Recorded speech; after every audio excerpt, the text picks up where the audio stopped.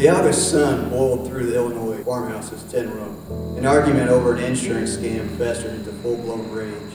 Cooley, a mulatto-skinned Indian, backhanded Connie's thin ivory face across the kitchen table, where her son, Pine Box, sat eating a plate of mashed eggs.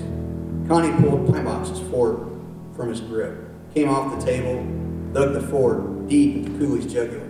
Cooley pawed at the fork, with red erupting like fresh-struck oil from the earth as his heart raced and he gritted out, "You bitch." Connie stormed from the kitchen, went down the hallway, grabbed a double-barrel 12-gauge from the bedroom. Back in the kitchen, she stood hefting the shotgun at Cooley's head of crazy horse locks pigtailing down his bear-like shoulders. Her hick tone ordered, "Pine Box, get us a Fall City from the fridge. Wait outside for Mama." Hi, I'm Frank Bill, author of Crimes in Southern Indiana.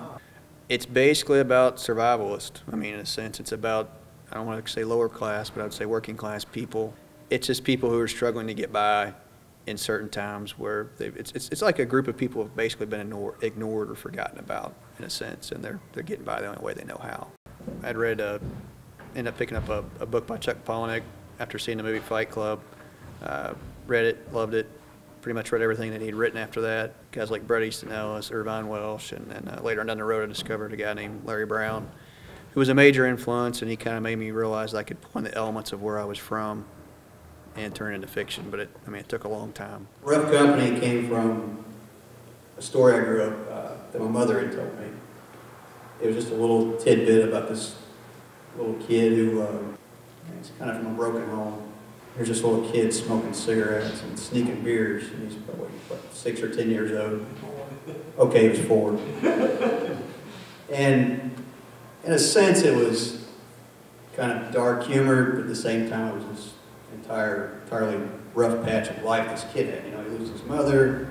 You usually don't see kids out smoking cigarettes when they're 4 either. Anyway, that's where part of this story came from. And it's called Rough Company.